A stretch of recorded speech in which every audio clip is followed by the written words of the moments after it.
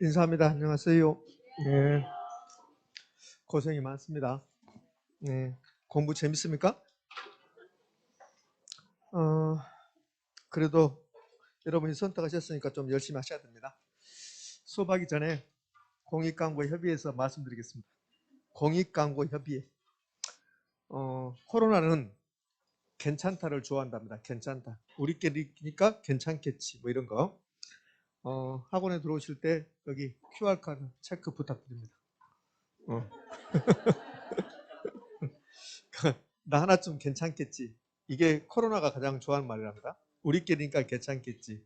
우리끼리니까 10명이 모여도 밥 먹어도 괜찮겠지. 이런 거 안 좋아한답니다. 코로나가 좋아한답니다. 그래서 QR카드 꼭 해주시기 바랍니다. 공익광고협의회에서 말씀드렸습니다. 자, 이제 수업할 겁니다. 모의고사 보셨는데 모의고사 점수에 절대 연연하지 말 거. 그러니까 모의고사를 보셨는데 모의고사에 많이 맞출 수도 있고 조금 맞출 수 있으니까 그 절대 연연하지 말고 우리는 시험 딱 한 번만 잘 보면 된다. 10월 30날 한 번만 잘 보면 되니까 절대 연연하지 말 거. 혹시 모의고사 보신 분들은 왜 내가 이거 틀렸는가 그것만 좀 확인하시면 되고 그렇지 또 이러면 안 돼. 맞췄는데 찍어서 맞춘 것도 확인해야 돼. 찍어서 맞춘 것도.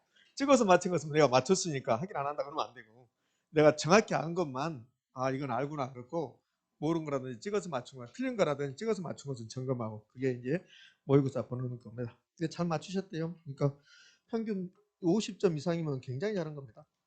다른 학원은 32점. 이렇게 물론 시험지는 다릅니다. 이렇게 잘하셨어요. 시험비가 똑같은데 여러분 52점 맞고 저쪽에는 32점 맞았다. 그럼 뭐가 잘못됐는데 그런 건 아니고 52점은 굉장히 잘한 건데 글쎄 왜 잘하는지 모르겠지만 잘 찍으셨나? 선생님 왜 그래? 열심히 했구만. 그치? 자 이제 오늘 수업 시작할 건데 오늘은 부동산 시장론입니다. 계산 문제가 들어가 있어요. 입지론에 계산 문제가 들어가 있습니다. 그 계산 문제 좀 하고 그다음에 이제 시장론을 빨리 끝내고 시간이 되면 정책론까지 가보도록 할게요. 자 갑시다. 강의 노트는 아마 25쪽일 겁니다. 그다음에는 여기 요약집 필수서는 좀 이따 보도록 할게요. 자, 요약 정집 25쪽 표시라고요. 자, 여기가 25쪽 제가 여기 있네. 25쪽. 요 뒤에 있는 페이지 수가 강의 노트 페이지고 앞에가 필수서 페이지 수라고 했습니다. 제 3편 부동산 시장론인데 시장론에서는 6가지 사항을 배워요. 첫 번째가 부동산 시장의 기능과 특성 이런 거 배웁니다. 그다음에 두 번째가 주택 시장이라는 걸 배우고 세 번째가 효율적 시장. 여기까지가 시장론의 전반부예요. 봐요. 시장론의 전반부가 여기 잘 안 된다 이거. 네. 여기 효율적 시장까지가 전반부고 이게 끝나고 나면 뭐가 나오냐면 그러면 여러분이 좋아하는 거 있잖아요. 다른 나라 사람들 지대, 입지, 도시 공간 구조 이렇게 돼 있어요. 자, 그래서 이제 여러분이 좋아하는 것까지 빨리 달려가 볼게요. 여러분이 지대, 입지 이 부분을 좋아하니까 빨리 달려가도록 하겠습니다. 자, 가장 먼저 제3편 부동산 시장론인데 그 6개 파트를 배울 건데 시험은 4개 정도 시험에 출제하면 4문제 많이 나오면 6문제가 출제하겠어요. 부동산 시장론에서 배워야 될 게 시장을 배우기 때문에 시장이 무엇인가를 좀 알고 하는데 시장이 무엇인가는 시험에 나오지 않습니다. 이 시장은 우리가 알고 있는 시장이 하고 다르다고 했잖아요. 지금 제가 부동산 시장을 이야기하는 게 아닙니다. 일반적인 시장. 그럼 우리가 알고 있는 시장은 동대문 시장, 남대문 시장인데 그 시장을 말하는 게 아니에요. 이 시장은 수요자와 공급자가 만나서 가격 결정하고 그 가격으로 물건을 사고 팔고 있는 현상을 시장이라고 그래. 그러니까 어떤 장소를 말하는 게 아니라 지금까지 말한 건 시험에 나오지 않습니다. 근데 경제학에서 시장을 나누면 이 시장이 지금 개념은 필요 없고 개념은 금방 말했고 시장 형태는 완전 경쟁 시장과 불안정인 시장이라는 게 있습니다. 근데 제가 안정적인 시장과 불안정인 시장 말하지 않고 요 안정적인 시장하고 불안정인 시장이 있는데 뭐 요약정립이라든지 강의 노트 보면 안정적인 시장에 대해서 이렇게 정리해놨는데 그런 거 별로 의미가 없어요. 의미가 없고 우리가 배우는 시장은 부동산 시장인데 부동산 시장을 배우기 전에 완전 경쟁 시장이라는 것을 좀 살펴볼 필요가 있다.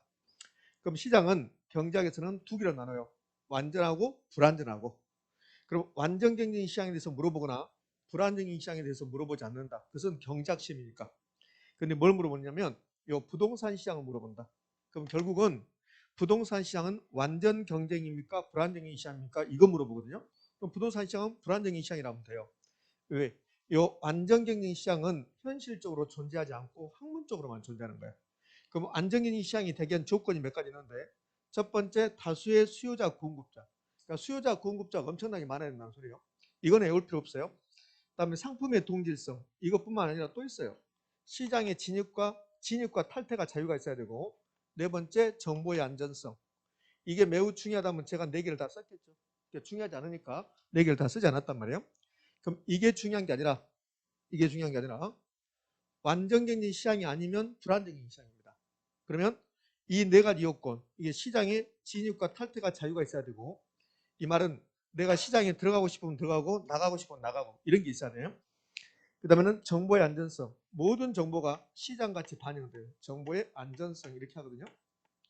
그러니까 이 요건 네 가지를 갖췄을 때 그때 완전적인 시장이 되는 거예요.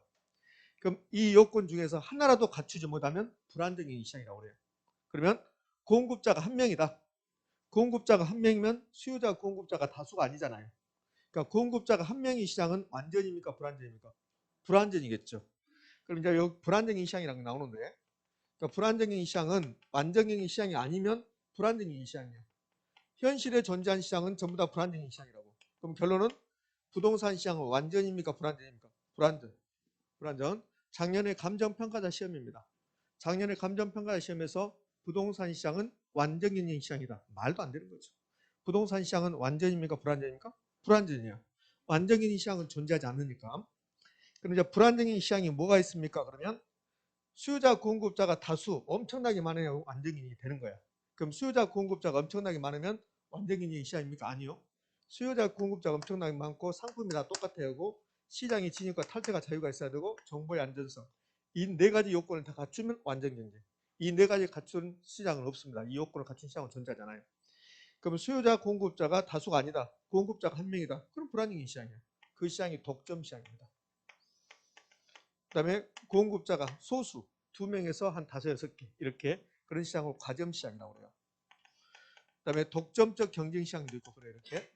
그 불안정인 시장에는 독점, 과점 이런 게 있다는 소리야. 그 불안정인 시장에 뭐가 있습니까? 이런 거 물어보지 않아요. 물어보지 않고 독점이 나오면 그것은 불안정인 시장이구나. 이렇게. 자, 그러면 결론은 부동산 시장 완전입니까? 불안전입니까? 불안전. 그럼 왜 불안전인가를 한번 살펴볼까요? 수요자 공급자가 다수일 때, 수요자 공급자 엄청나게 많을 때 완전경이 되는 거야. 그런데 이제 부동산 시장으로 오면 부동산이 갖는 특성 때문에 어떤 이유 때문에 이제 원인이 있는데 부동산은 일단 비싸요. 그게 고가성이거든. 고가성. 그다음에 부동산 시장에 들어가기도 힘들고 나오기도 힘들어요. 왜? 법적 규제가 있으니까. 내 마음대로 부동산 시장에 들어가고 나가지 못한단 말이에요. 법적 규제가 있어요. 법적 규제. 법적 규제. 농지법을 대폭 손질한다는데 농지법을 대폭 손질해서 도시 사람들은 농지를 도저히 살 수 없게끔 만들어야 돼요. 실질적으로 농사 짓지 않는 사람은 못하게 만들어야 돼요. 그게 투기가 근절되는 거예요. 저는 그렇게 생각해요. 그다음에 농지를 사서 투기하는 사람들은 정말 3대가 멸할 정도로 이렇게 해버려야 돼요. 그래야지 요 국민의 인식이 농지를 갖고 장난치지 못하게 만들어야 돼요. 그러니까 초등학교 때부터 저는 부동산 교육을 시켜야 한다고 생각을 해요. 그래서 초등학교 때부터 부동산 교육 시켜서 부동산을 갖고 장난치면 안 된다. 그 시간에 연구를 통해서 노벨 문학상을 받자, 경작상을 받자 이렇게 해야지. 그래야 좀 나라가 격조가 있지. 그러잖아요. 나라가 격조가 있으려면 부동산 갖고 막 투기해서 돈 벌고 이렇게 잘 살아서는 안 된다고. 이렇게. 그래야 나라가 격조가 있는 거지. 아니 뭐 여기 뭐 수출만 잘하면 뭐해? 수출만 잘하면 뭐돼? 국민들은 다 찌들려 갖고 있는데 그럼 뭐 나라가 격조가 있는 거 아니잖아요. 자, 이상이 흘러가는데 어쨌든 간에 부동산 시장은 부동산이 비싸다는 이유, 법적 규제 때문에 부동산 시장에 수요자 공급자가 다수입니까? 소수입니까? 소수가 되는 거라고? 그럼 이렇게 하는 거야. 부동산은 법적 규제, 고가성으로 인해서 다수의 수요자 공급자가 시장에 참여한다. OX, X. 수요자 공급자가 소수가 된다는 소리예요. 그러면 이 네 가지 요건 전부 다 갖췄을 때 완전 경쟁이 되는데 부동산 시장은 첫 번째부터 갖추지 못했잖아요. 첫 번째부터 결국은 부동산 시장은 무슨 시장이다? 불안정인 시장이 된다. 불안정인 시장. 자, 부동산 시장이 엄밀하게 말하면 독점 시장입니다. 왜 독점 시장이냐면 부동산은 개별성이라는 특성이 있잖아요. 개별성. 그러면 상품이 다 똑같았을 때 완전히 시장이 되는데 부동산은 개별성이라는 아주 강력한 특성이 있어요. 그래서 검단의 1번지 토지를 공급할 수 있는 사람은 딱 한 명밖에 없다고 했잖아요. 그럼 공급자가 한 명이면 독점입니까? 아니면 비독점입니까? 독점. 그래서 개별성에서 배웠잖아요. 개별성은 공급을 독점화시킨다. 그러니까 부동산 시장은 엄밀하게 말하면 독점 시장이에요. 그럼 결국은 상품의 동질성이 확보되면 안정적이 되는데 부동산은 개별성이라는 특성 때문에 상품이 비표준화된다. 그래서 일물일가의 법칙이 성립한다, 성립하지 않는다. 성립하지 않는다. 그럼 결국은 이런 것 때문에 부동산 시장은 불안전 경쟁 시장이 된다. 결론입니다. 불안정 경쟁 시장이 된다. 그러니까 머릿속에 있어야 될 것은, 여러분 머릿속에 있어야 될 것은 부동산 시장은 불안정 시장이다. 근데 여기다 좀 사족을 달다면 이렇게 하는 거야. 부동산은 개별성 때문에, 부동산이 갖는 개별성 때문에 부동산 시장은 불안전해진다. OX? O. 그게 작년 시험 지문이야. 작년 우리 시험에서 개별성은 부동산 시장을 불안전하게 만든다. 이렇게 연결되지. 개별성 때문에 상품이 다 다르다. 상품이 똑같았을 때 완전경이 되는데 개별성 때문에 상품이 다 다르니까 상품이 비표준화되고 그걸로 시장은 불안전해지고. 되셨죠? 그럼 이하 볼 것도 없어요. 이하 참고. 결론은 부동산 시장은 완전이다, 불안전이다? 불안정 시장이다. 이제 부동산 시장의 기능과 특성 가는데, 기능, 역할. 이 기능은 어쩌다 한 번씩 시험에 나오는 거야. 그러니까 기능은 시험에 나와도 틀린 말을 거의 만들지 않는다. 그러니까 기능 가지고 막 외우고 막 이럴 필요 없으냐. 한번 쭉 읽고 가면 되죠. 부동산 시장의 기능 첫 번째, 토지용 형태를 결정해 준다. 검단에 어떤 토지가 있으면 어떤 형태를 이용할 것인가. 토지 형태를 결정한다. 주거용이냐, 상업용이냐, 공업용이냐. 우리 검단은 주거용이 필요하다. 그럼 주거용 이용하겠지. 이렇게. 자, 두 번째, 가격 창조, 가격 결정. 수요자 공급자 만나서 가격 결정하잖아요. 그 가격으로 물건을 사고 판다. 자원 배분, 다른 말로 공간 배분이라고 해. 공간이 뭡니까? 토지. 그럼 부동산 시장에서 자원 배분한다. 부동산 시장에서 자원이 뭡니까? 부동산. 이 자원은 우리 눈에 보이는 게 전부 다 자원이라고 했잖아요. 그럼 토지 시장이면 토지가 자원, 주택 시장이면 주택이 자원, 분필 시장이면 분필이 자원. 그러니까 부동산 시장에서는 부동산이라는 자원을 배분한다. 근데 부동산을 대표하는 게 토지. 토지는 공간 덩어리, 공간을 배분한다. 그러니까 부동산 시장은 공간을 배분하는 역할을 수행한다. OX, O. 자, 그다음에 정보 제공. 부동산 시장에서는 투자자, 뭐 개발업자 등의 여러 가지 정보 제공한다. 교환. 내가 어떤 토지를 10억에 샀다. 그러면 그 토지의 소유권과 내 돈 10억이 바뀌었죠? 교환 기능 갖는다. 외우는 게 아니라고 그렇습니다. 영가 질을 조정한다. 자, 우리가 22평 아파트 살다가 우리의 소득 수준이 높아지면 32평 아파트로 간다. 그러면 평수가 커졌죠? 그게 양이야. 그다음에 질은, 예전에는 주택이 20년이 됐어도, 아파트가 20년이 됐어도 좋다고 살았어요. 지금은 10년이 지나면 다 리모델링 해야 되고 재건축 해야 되고 그러잖아요. 그러니까 소득 수준이 높아지니까 질서 수준이 높아졌다. 이런 것들이 부동산 시장의 기능. 가볍게 보는 겁니다. 외우지 마시고. 선생님 나는 안 외우면 불안해. 그러면 외워야지. 자, 이제 부동산 시장의 기능보다는 부동산 시장의 특성. 특자 들어가면 시험 문제 나겠으니까. 그러니까 특성이 훨씬 더 중요합니다. 자, 특성으로 가볼까요? 부동산 시장의 특성 또는 특징인데, 자, 강의 노트를 기준으로 간다면 한 장을 넘기든가요? 예, 한 장을 넘겼을 것 같은데. 안 넘기고 가만히 있는 사람은 무슨 뜻입니까? 예? 여기 부동산 시장의 특징인데 옆에 써놨습니다. 불안정한 시장이다. 아까 봤죠? 부동산 시장은 불안정한 시장이다. 그 다음에 부동산 시장은 부동산이라는 특성 때문에, 부동산은 갖는 부동성 때문에 시장이 지역별로 국지적 시장이 된다. 이렇게. 이 세 가지가 부동산 시장의 특징에서 이제 우리 머릿속에 있어야 될 내용이요. 특히 요즘은 중강성 효율적 시장이라는 거. 좀 이따 배우겠지만 중강성 효율적 시장이라는 것을 자주 출제해요. 부동산 시장은 강성 효율적 시장이다 이렇게 내거든. 그럼 뭘까 있을까? X. 무슨 말인지 몰라요, 여러분들. 지금 강성, 중강성을 안 배웠다고. 오늘 배우게 된다고. 1, 2월 달에 안 배웠다고. 그러니까 부동산 시장은 중강성 효율적 시장이다. 이렇게. 국지적 시장이다는 너무 많이 했죠. 부동산이 갖는 부동성 때문에 시장이 국지적으로 된다. 그러면 이 부동산 시장의 특징은 우리 시험에서 잘 나오는데, 저는 특징, 우리 책 같은 데 보면 특성 이렇게 나왔어요. 뭐 특성이나 특징이나 다 똑같은 말이고. 그럼 얘는 제가 그랬잖아요. 얘는 공부를 다 했는데 기억이 없다고. 왜 공부를 다 했는데 기억이 없을까? 타이틀을 이렇게 달지 않았기 때문에. 타이틀을 부동산의 특성 하면서 전부 다 공부했다고. 부동산의 특성 1번 타자가 부동성이 나온다고. 부동성? 그 부동성 때문에 부동산 시장이 지역별로 국지적 시장이 된다. 지역별 부분 시장이 된다. 기억나시죠? 그다음에 개별성 공부하면서 개별성 공부하면서 B자가 나온다 했잖아요. 여기 B자 나왔네. 상품의 비표준화, 시장의 비조직성, 거래의 비공개성. 이게 전부 다 뭐와 관련돼 있어요? 개별성. 개별성. 그럼 여기 2번 국지적 시장, 지역별 부분 시장. 얘는 부동성. 이렇게. 그러니까 공부 거의 다 끝낸 거잖아요. 공부. 이 부분 다 끝냈으니까 여기서 새롭게 한번 정리 한번 해서 정리하자는 의미입니다. 1번 추상적 시장 플러스 구적 시장인데 이거는 그렇게 중요성 있는 게 아니에요. 추상적 시장과 구적 시장의 의미는 장소가 있냐 없냐예요. 장소가 있냐 없냐. 그럼 동대문 시장은 장소가 있죠. 그런 시장을 구적 시장이라고 해요. 그러니까 추상적 시장은 장소가 없는 시장이야. 그런 거 시험에 나오잖아요. 추상적 시장이 무슨 뜻입니까? 시험에 나오면 손에 장을 쥐지 안 나와. 그런 거. 안 나오고 추상적 시장은 장소가 없는 시장이야. 그러면 자본시장, 외환시장, 노동시장 장소 없잖아요. 그렇죠? 그런 시장을 추상적 시장이라고 그래. 그럼 부동산 시장은 추상적입니까? 구체적입니까? 그러면 처음에는 추상적이었어요. 부동산 시장이 어디 있냐고요? 장소가 없잖아요. 인천의 부동산 시장이 어디가 있어요? 남동구에 있나요? 인천의 부동산 시장이 장소 없잖아요. 그러니까 추상적 시장이었어요. 그런데 혹시 알프레드 링이라는 사람 기억나나요? 전혀 기억이 없습니다. 없습니까? 나는 사실은 오늘 네 이름 알았다. 오늘 네 이름 알았는데 내가 알프레드 링이라는 사람 어떻게 알아? 그렇지? 알프레드 링이라는 말을 제가 몇 번 말했거든요. 링 교수라고. 부동산 가치 발생 요인 기억납니까? 가치 발생 요인? 효, 상, 유, 이. 효용, 상대적 희소성, 유효 수요, 이전성. 그래서 권리 이전성. 미안합니다. 괜히 그런 말 해서. 그 가치 발생 요인에 효상 유의라고 있다고. 그 효상 유의에서 이전성이 알프레드 링이란 분이 그 부동산 학자인데 미국의 부동산 학자인데 그분이 가치 발생률에 이전성을 포함해야 된다 이렇게 이야기한 거예요. 그분이.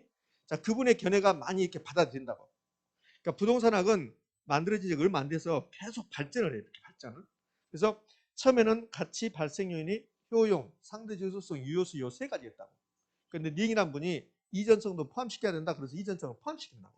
마찬가지로 부동산 시장은 추상적 시장이었어요. 초창기 시험에 우리 시험에 한 25년 전에 부동산 시장이 추상적입니까? 이렇게 물어봤습니다. 추상적이었습니다.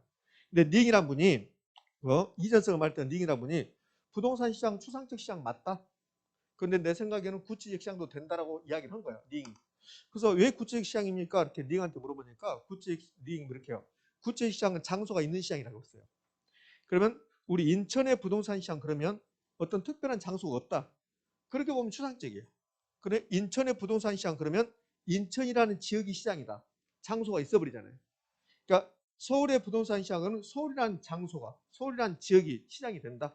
그러면 구체적으로 장소가 있다. 링이 그렇게 이야기하는 거야. 그러니까 아 그렇구나. 그러니까 부동산 시장은 추상적 시장과 구체적 시장의 성격을 동시에 갖는다 이렇게 하는 거예요. 근데 시험은 아직 나오지 않고 있습니다. 그러니까 추상적 시장과 구체적 시장의 성격을 동시에 갖는다. 여기 이제 시험은 아직 안 나왔지만 예전에는 추상적 시장이라고 했었어요. 자, 국지적 시장, 지역별 부분 시장은 아까 했잖아요. 우리 부동산 볼 때. 부동산 때문에 모든 게 부동산에서는 국지적으로 된다. 지역별로 된다. 그러니까 부동산 시장이 지역별 부분 시장, 국지적 시장이 됨으로써 지역별로 모든 게 달라진다. 지역별로 모든 게 달라진다. 부동산화 돼 있잖아요. 3번 상품의 비표준화, 시장의 비조직성, 거래의 비공개성인데 요 B자 들어가면 뭐가 관련된다? 개별성하고 관련된다 했잖아요. 개별성. 이렇게 출제한 적이 있고 우리 시험에서. 자, 시장의 비조직성, 거래의 비공개성은 부동산의 특성은 뭐하고 관련돼 있어요? 개별성이죠. 근데 거래의 비공개성은 비가역성하고 관련되다. 그래서 비가역성과 관련됐다 이렇게 했다고요. 이렇게. 그 비가역성과 관련된 게 아니라 개별성과 관련된 거예요. 비가역성과 관련이 없다고. 비가역성의 뜻은 원래 상태로 되돌아가기 힘들다가 비가역성이에요. 원래 상태로 되돌아가기 힘들다. 그러니까 북한산 국립공원이 있는데 그게 서울에 택지가 부족하다 해서 북한산 국립공원을 싹 밀어붙여가지고 이걸 택지로 만들었다. 그럼 원래 상태로 되돌아가기는 불가능하죠. 그것을 비가역성이라고 한다고. 그러니까 상품의 비표준화, 시장의 비조직성, 거래의 비공개성, 이 B자가 나오면 개별성과 관련된 거지 비가역성하고 관련은 없다. 자, 이렇게 하면 출제된 데도 있고 상품의 비표준화 다 다르죠? 개별성 때문에 시장이 불안정해진다. 이렇게. 시장의 비조직성은 유통구조가 없다. 그다음에 거래의 비공개성은 샀다 팔았다 말하지 않는다. 그럼 거래가 비공개적으로 이루어지면 정보 수집이 용이하다 곤란하다? 곤란하다.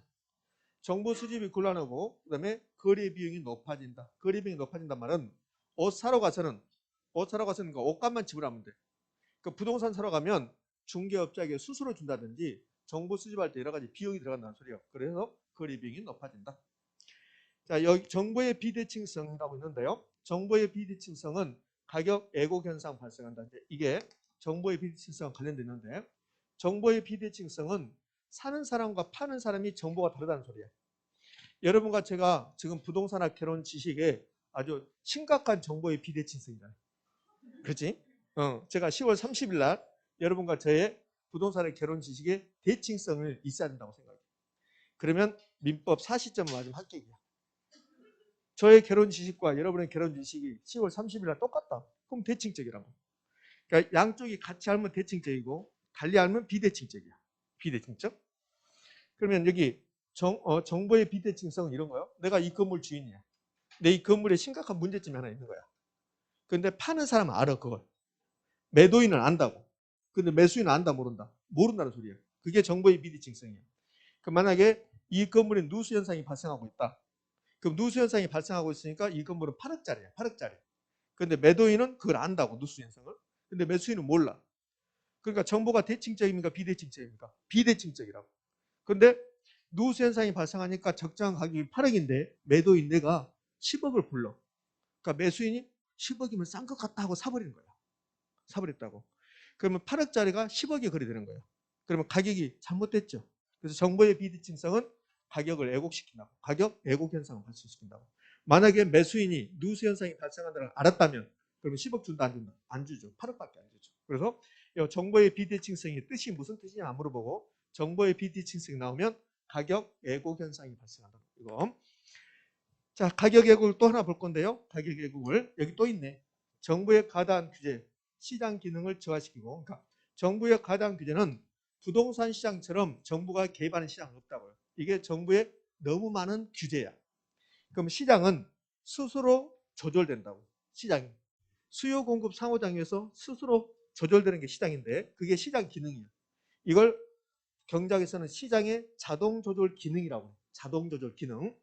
그러면 정부가 규제가 심화되면 시장이 스스로 조절되는 기능이 높아질까 저하될까? 저하되는 거야. 정부가 너무 개입하면 시장 기능이 저하된다고? 떨어지는 거야. 자, 그다음에 가격 왜곡 현상이라고 나왔네. 요 가격 왜곡 현상. 여기서 가격 왜곡 현상이 3번 나와요.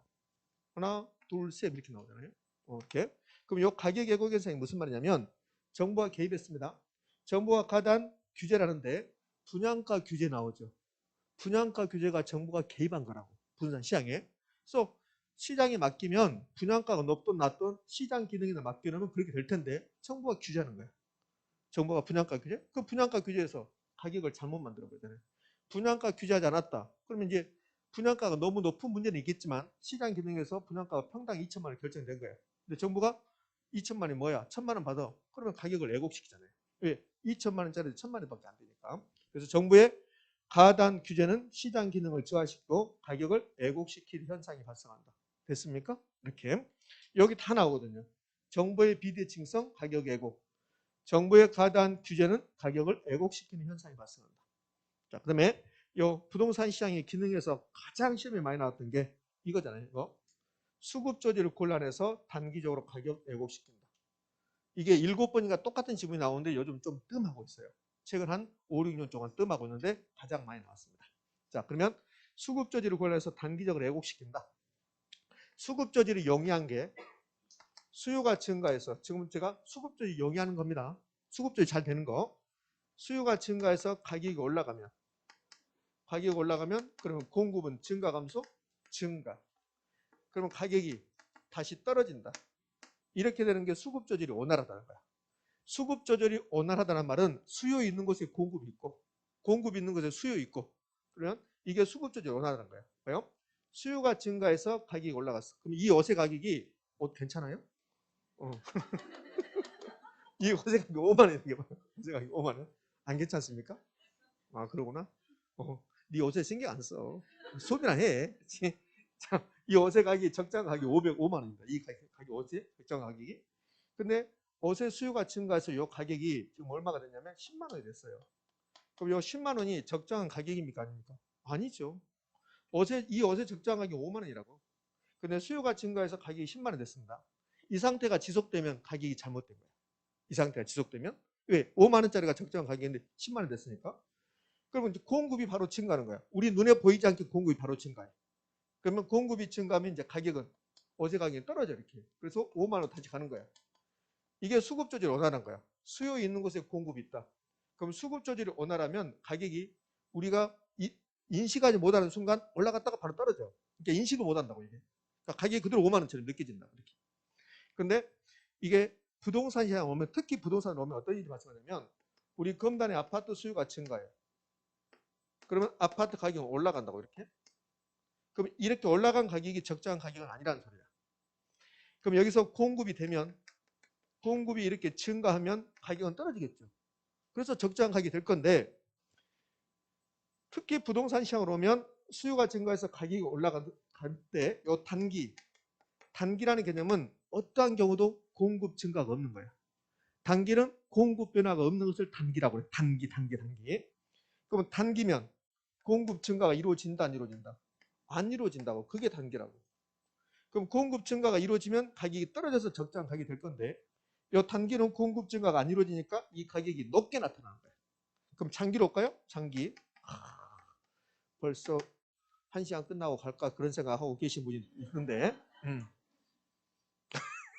자 장기. 이 장기가 되면 장기는 공급을 변화시킬 수 있는 기간이에요.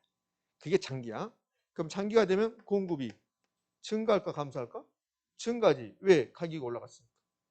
그러면 공급이 증가함으로써 가격이 떨어져. 이 가격이 떨어져서 적정한 가격이 된다고. 이 가격이 올라간 게 잘못된 가격이야. 그럼 가격이 떨어지면 적정한 가격으로 가는 거야. 이렇게. 근데 단기는 공급 조절이 안 되잖아요. 공급이 안 되잖아요. 그러면 단기적으로만 보면 부동산 시장에서 단기적으로 보면 수요 공급 조절이 영리합니까 곤란합니까? 곤란해서 이 가격이 높게 나타나는 거야. 그것을 단기적 가격 왜곡. 단기적 가격 왜곡. 부동산 시장은 수급 조절이 곤란해요. 단기적으로 가격 왜곡시킨다. 단기적으로 잘못된 가격이 형성될 수 있다. 근데 단기적이란 말이 중요한 말이에요. 왜? 여기다가 장단기적 그러거든. 장단기적. 부동산 시장은 수급 조절이 곤란하여 장단기적으로 가격 왜곡시킨다. OX, X. 장단기적으로 합니까? 단기적으로 합니까? 단기적으로 가격 왜곡. 그럼 다 끝났습니다.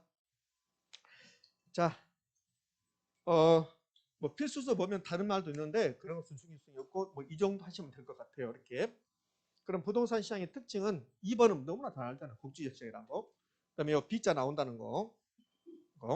그다음에 수급 조절이 곤란해서 단기적 예곡, 장단기적 예곡 그러면 틀린 말이고. 뭐 5번은 다 알잖아요. 단기 거래 곤란성. 부동산 팔라고 내놓으면 잘 팔린다 안 팔린다? 안 팔린다. 단기 거래 곤란성, 매매 기간의 장기성. 이건 중요성이 별로 없어요. 자, 그다음에 정부가 규제하면 부동산 시장의 기능이 다운되고 가격이 잘못될 수도 있다. 분양가 규제 같은 게 가격 예고 현상 발생시킨다는 거예요. 부동산 시장은 불안정한 시장이다. 이 7번 중간성 효율적 시장은 아직 설명하지 않았죠. 이렇게. 자, 이렇게 해서 부동산 시장의 특성, 특징 마무리됐습니다. 자, 그럼 부동산 시장의 특징 끝나고 나면 주택 시장으로 바로 갈 겁니다. 오늘은 좀 빨리 가보게요. 별것도 없으니까. 강의 노트를 기준으로 간다면 그러면 이제 주택 시장은 26쪽부터 있습니다. 26쪽 주택 시장 이렇게 나왔어요. 그럼 주택 시장에서 공부할 것은 주택 여과 현상하고 주거 분리 두 가지입니다. 주택 시장에서는 주택 여과 현상하고 주거 분리인데 부수적인 설명하자면 지금부터 주택 시장을 분석하는 거야. 주택 시장 분석한다? 그러면 시장을 분석하는 건데 이 주택 시장의 특성이라고 나오는데요. 뭐 이건 그렇게 중요성 있는 게 아니에요. 여기에 지금 1번을 설명할 때 여러분이 많이 힘들어하시던데 그 중요성 있는 건 아니에요 일단. 그럼 무슨 말이냐면 시장을 분석한단 말은 이 시장 분석. 그럼 시장 분석할 때 완전 경쟁 시장을 전제로 한다고. 경쟁 시장, 완전 경쟁 시장을 전제로. 완전 경쟁. 이걸 시장을 전제로 해서 분석하는 거야. 근데 우리 주택으로 오면 물리적 주택은 생김 있는 그대로 보는 거야. 그러니까 모양새를 보는 거야. 그게 물리적 주택이야. 여러분과 제가 다 다르다고. 물리적으로 다 다르잖아요. 성격은 비슷할 수 있지만, 그러니까 물리적이란 말은 있는 그대로 보겠다는 소리야. 그럼 아파트하고 단독주택이 있는 그대로 보면 같아요, 달라요? 다르죠. 그럼 물리적 주택은 이질적이라고. 왜? 개별성 때문에 다 다르니까. 그러니까 이 개별성은 토지만 적용되는 게 아니라 주택, 건물도 적용된다고. 개별성은 다 다르다는 소리죠. 그럼 토지는 개별성이란 거 알겠잖아요. 토지 면적, 지세, 집안 다 다르잖아요. 그럼 주택에도 적용될까 안 될까? 건물에 적용될까 안 될까? 된다고. 건물도 다 달라. 그러면 자요. 우리 아파트 똑같은 구조를 갖는 33평 아파트 301호하고 302호 똑같을 것 같죠? 다릅니다. 엄밀하게 다르게 본다고. 301호하고 302호는 일조량이 다를 수 있잖아요. 일조량이.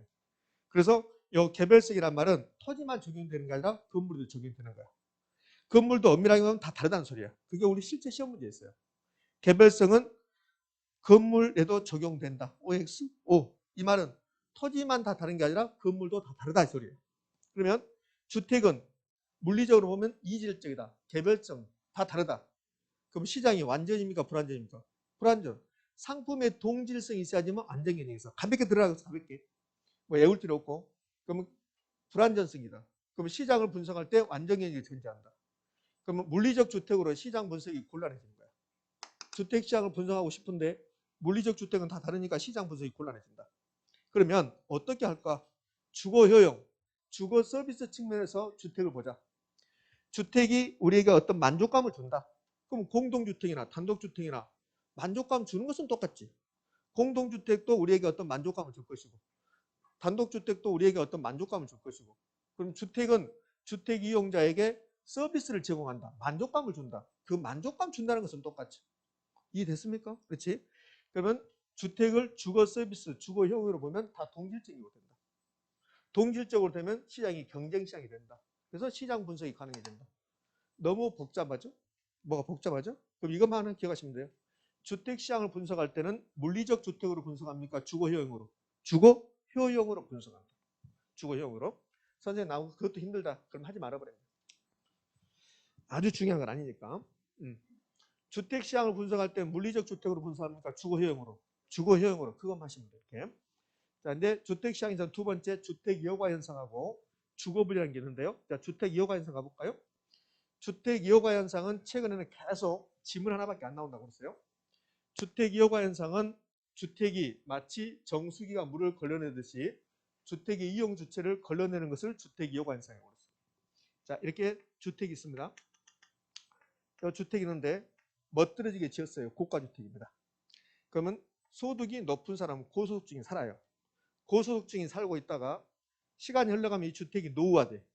노후화되면 고소득자는 떠나요. 떠나면 여기에 저소득자가 들어오는 거예요.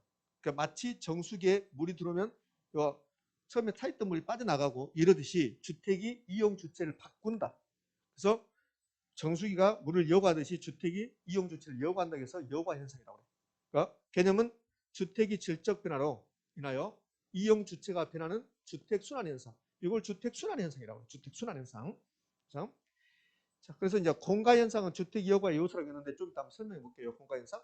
빈집 있어야만이 주택 여과 현상이 발생한다는 소리예요. 빈집 있어야만이.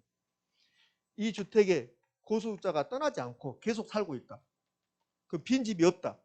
그러면 저소득자가 이거 들어옵니까 안 들어옵니까? 안 들어오는 거죠. 그러니까 빈집이 생겼을 때 여기가 고소득자 살다가 고소득자가 떠나. 그 빈집이 생겼을 때 저소득자가 들어오는 거야. 그러면 고소득자가 살다가 저소득층으로 바뀌었다. 그게 여과 현상인데 빈집이 없으면 주택 이용화라는 것은 발생하지 않죠. 그래서 이렇게 물어본다고. 공가 현상은 주택 이용화의 필수적인 요소이다. OX? O. 공가 빈집이 없으면 주택 이용화가 발생하지 않는다는 소리예요. 잘 안 나오다가 최근에 한 두세 번 나왔네 이게. 자, 그다음에 하향여가하고 상향여가가 있는데 이 개념만 요즘은 계속 밀고 있다. 강의 노트에 있는 말하고 약간 말이 달라요. 그러니까 강의 노트에 있는 말처럼 나올 수도 있고 이렇게 나올 수도 있고 그래요. 강의 노트에 이런 그림 그려놨잖아요. 여기가 고소득층 사용하는 주택, 뭐 고가주택 지역이다. 또는 고가주택 고소득층이 사용한다. 고소득층이 사용한다. 이 말을 고가주택 지역. 이게 소득 상위 계층이 사용한다. 똑같은 의미잖아요. 그러면 고소득층이 살고 있다가, 즉 소득 상위계층이 살고 있다가 이 지역이 노후화되면 고소득자는 떠나요. 떠나면 거기에 이제 빈집이 생기고 그 빈집에 저소득자가 들어와서 살게 돼요. 저소득자, 소득 하위계층이 와서 살게 된다고. 이렇게 되는 것을 고에서 저로, 상에서 하로 갔다 해서 하향여가다 이렇게 불러요. 하향여가. 하향여가는 여가는 여가인데 밑으로 향했다는 소리야. 그럼 어디로 가는 게 밑입니까? 고에서 저로 가는 게 밑으로 향한 거죠. 이런 것을 하향여가다 이렇게 해요. 그럼 하향여가는 고소득층이 살던 지역이 저소득층이 살게 됐다고. 왜 그랬을까? 저가주택 수요가 증가한 겁니다. 저소득자가 증가한다든지 빈민층 인구가 증가한다든지 정부가 보조금을 주게 되면 그러면 저가주택의 수요가 증가해서 하향여가 현상이 발생하는 거예요. 근데 시험은 이 하를 상으로 바꿔서 내. 하를 상으로 어떻게? 고소득층 주거지역이 저소득층 주거지역으로 바뀌는 현상을 상향여가라고 한다. 이런 식으로. 그럼 뭡니까? 있습니까? X. 하향여가는 저가주택의 수요 감소 현상이다. 하향여가는 저가주택의 수요 감소 현상이다. OX, X. 주택 여가 현상은 순전히 그렇게 내고 있다.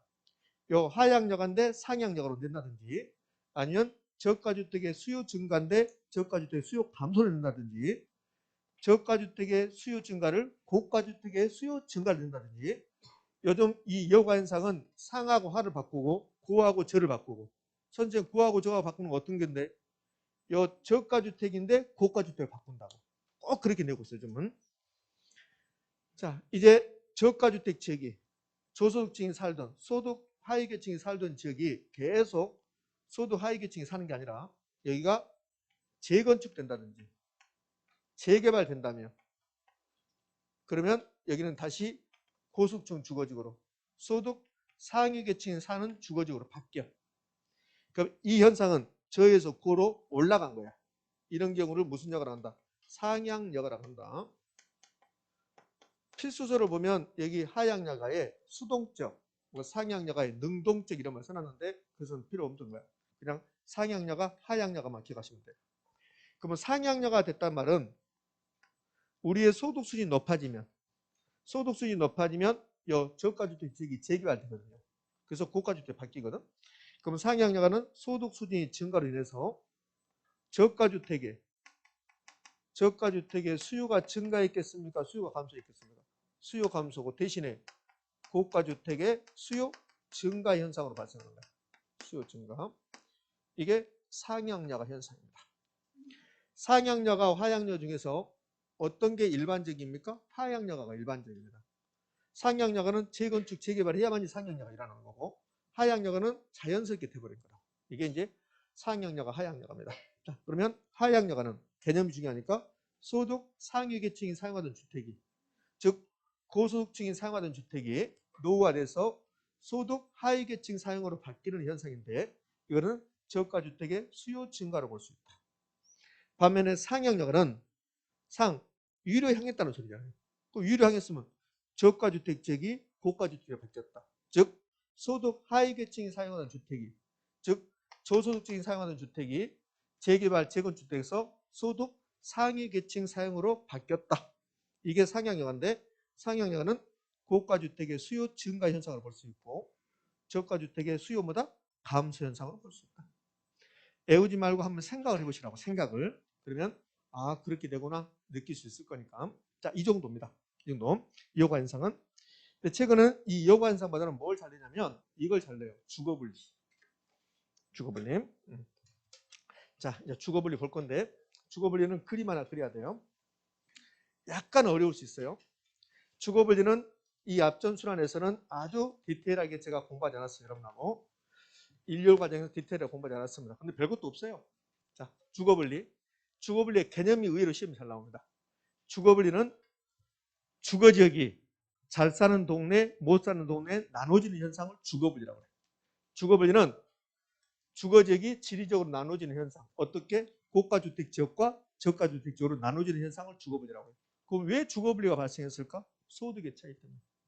소득 수준이 높은 사람은 고가주택 지역에 몰려 살 것이고 소득 수준이 낮은 사람은 저가주택 지역으로 갈 것이고 소득 차이 때문에 주거지역이 분리되는 현상을 주거분리라고 해요.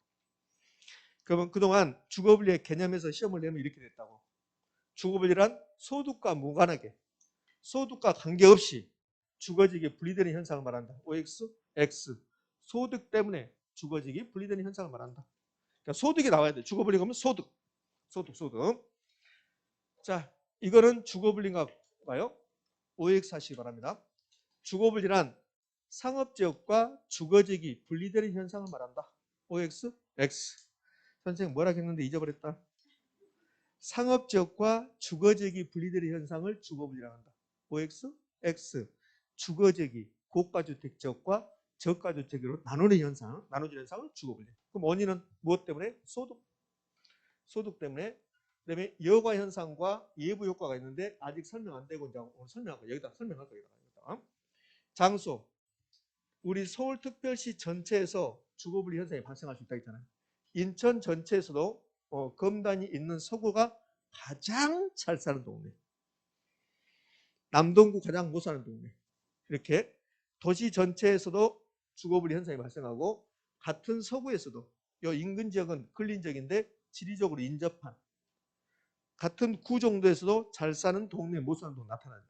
그래서 주거분리는 도시 전체적으로 나타날 수 있고 인근적으로 나타날 수 있다. 그다음에 내용이라고 나왔는데 내용에서 이제 이 말이 중요해요. 고비하, 적가상 이런 말이 중요하다고요. 자, 찍기.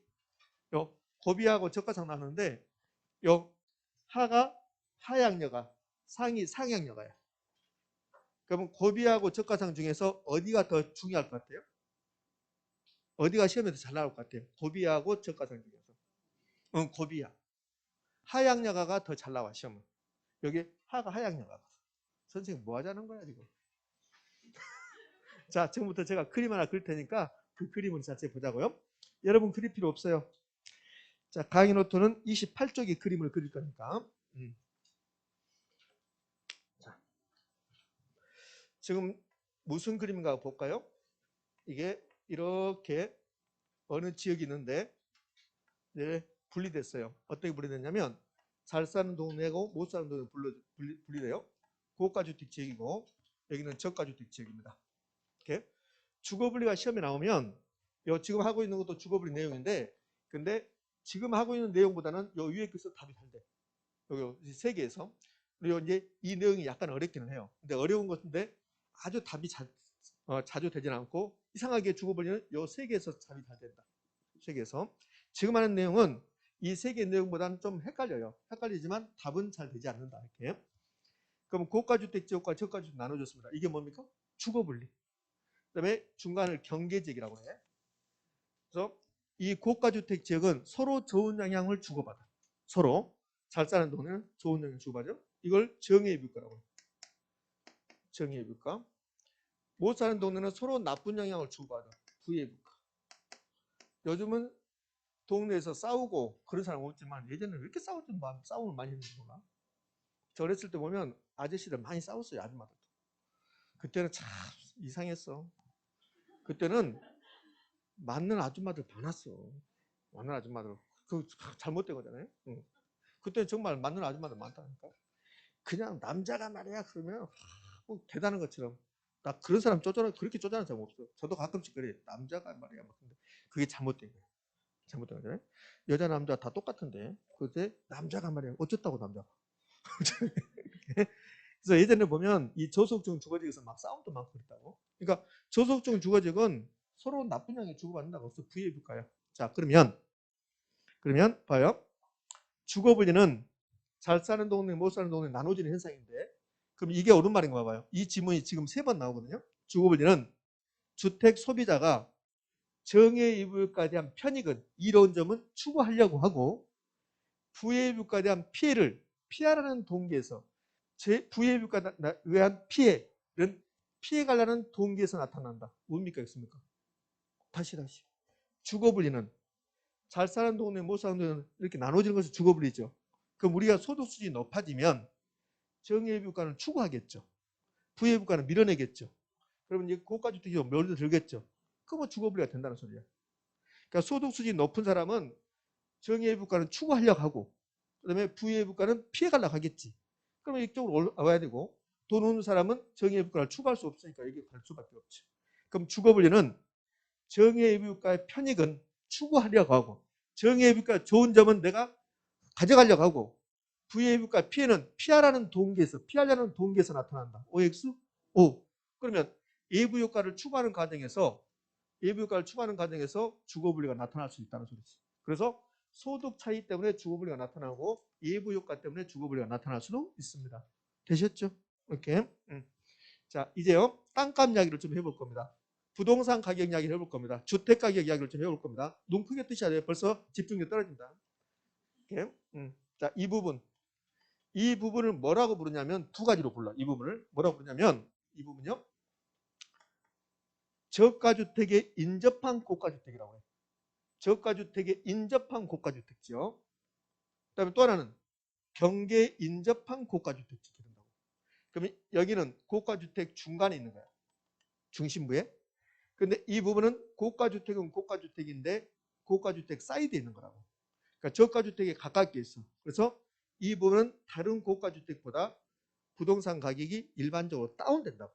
그래서 할인거래 된다고. 할인. 다른 고가주택지보다 할인거래 된다. 이렇게 한다고. 이렇게. 자, 반면에 이 부분은 역시 두 가지로 부를 수 있죠.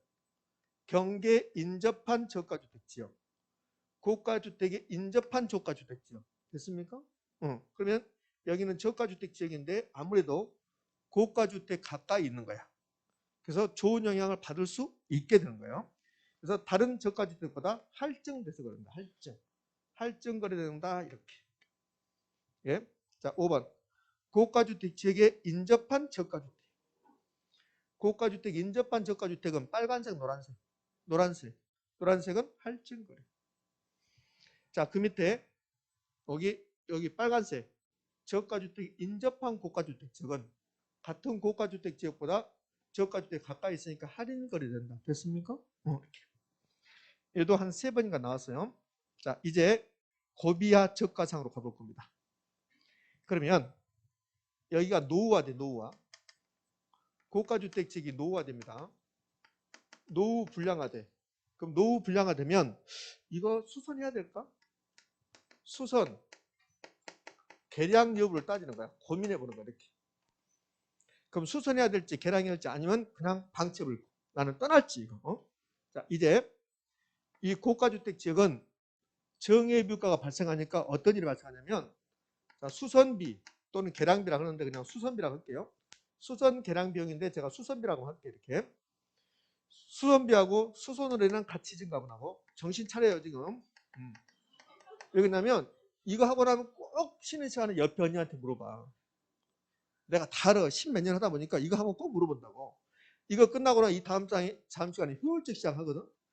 아무것도 아닌데 그거 끝나고 나면 또 물어봐. 언니한테. 언니 미쳐버려 언니. 꼭 물어본다. 이거 물어볼 게 아니야. 가만히 생각해보라고. 매번 말하잖아. 얘는 중심 잡는 게 아니라고. 이거는 생각하는 거라고. 이거는 중심 잡는 게 아니잖아. 이게 중심 잡는 게 생각하는 거니까. 이게 나는 이걸 중심 잡으러 다니는데 그러면 안 되지. 생각을 해봐야 돼. 자, 고가주택 지역인데 노후가 됐대. 그러면 이걸 수선 개량해야 될지 안 해야 할지는 생각해 보자고. 결론은 돈 되면 수선하는 거야. 돈 되면. 그럼 고가주택 지역에서는 일반적으로 서로 좋은 영향을 주니까 수선비가 1,000만 원 들어가면 수선해 놓으면 가치 증가분이 3천만 원이 된다고. 3천만 원.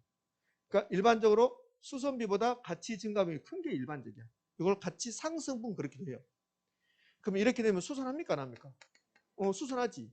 그거는 빨리 대답하네. 그거는 이거라고 상관없으니까. 선생님 너무 무시한다.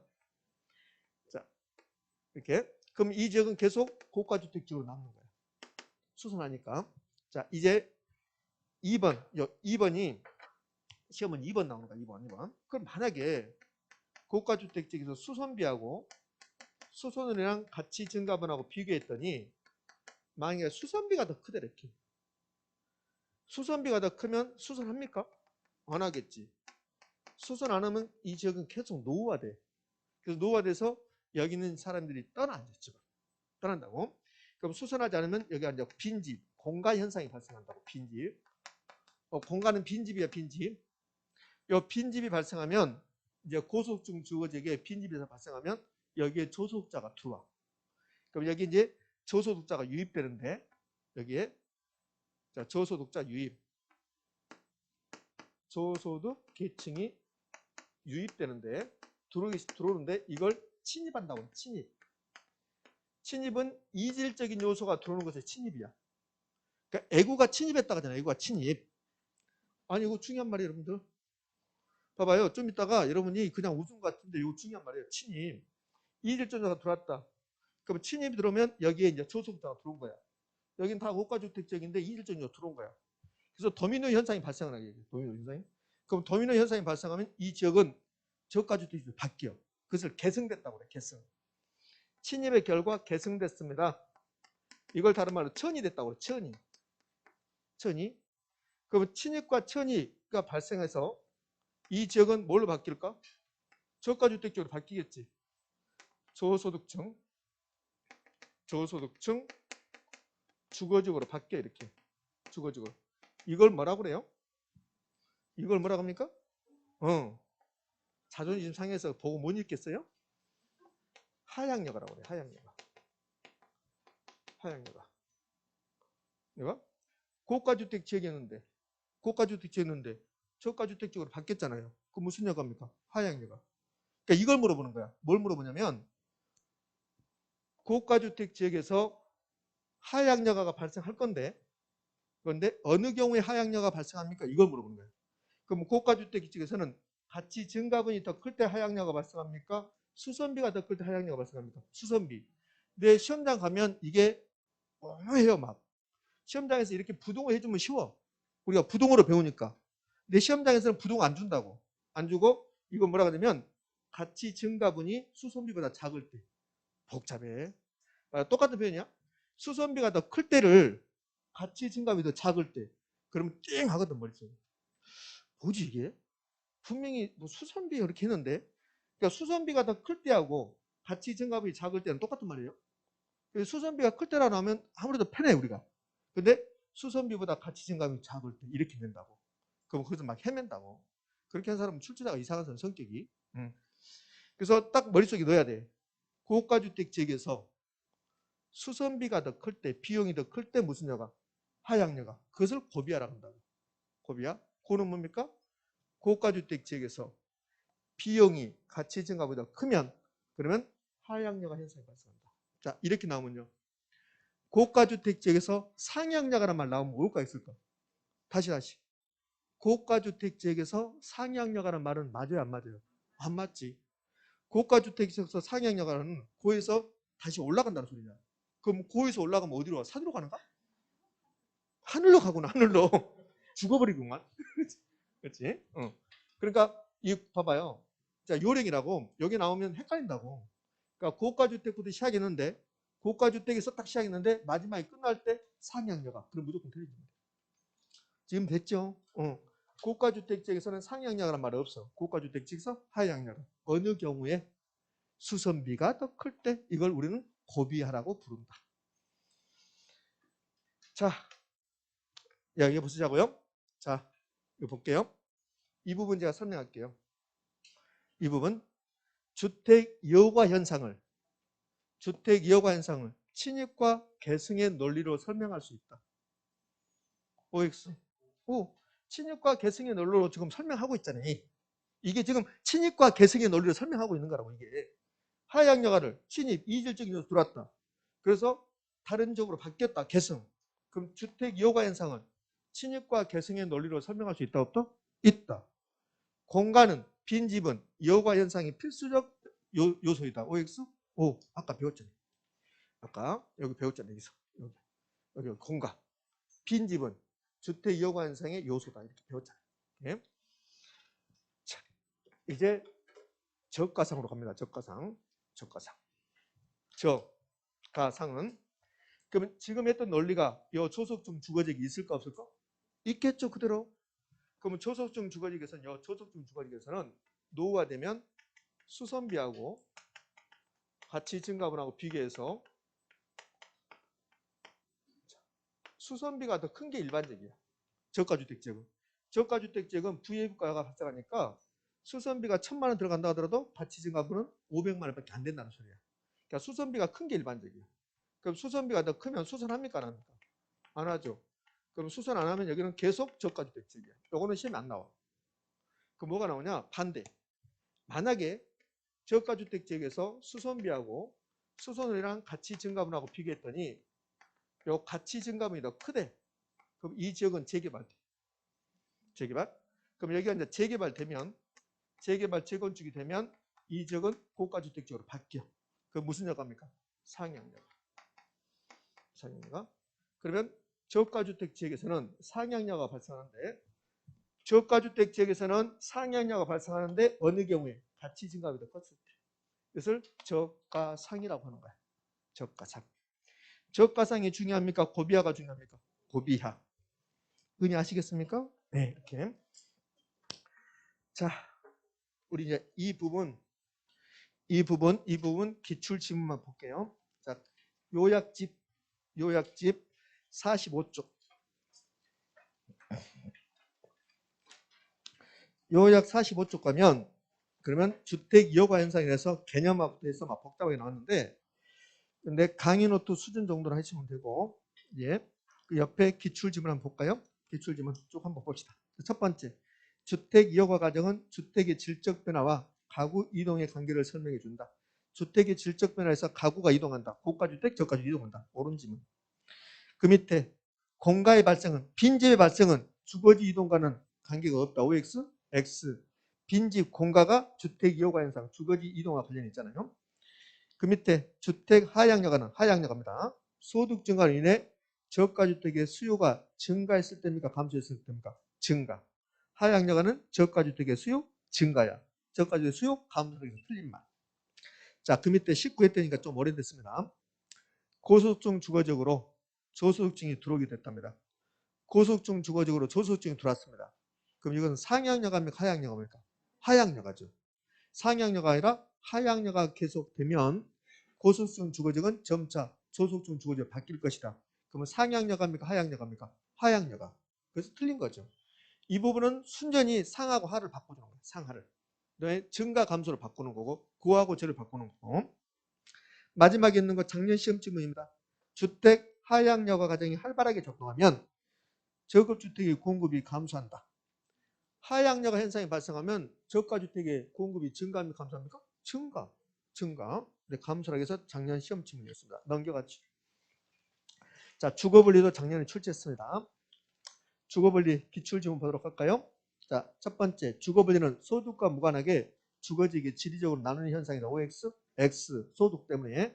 자, 그 밑에 주거분리는 주택 소비자가 정해입을까 편익은 추가하고 부해입을까 피해는 피하려는 동기에서 비롯된다. OX, O. 작년에도 나왔네요. 자, 그 밑에 저소득층 주거지역에서 주택 보수를 통한 가치 상승분이 보수비보다 크면 상향여가 발생한다. 생각해봐요. 저가주택 지역이면 상향여가죠. 그러면 저가상이야. 그럼 저소득층 주거지역에서 가치 상승분이 보수비보다 크다면 상향여가. 저가상 맞아요? 틀려요? 맞죠.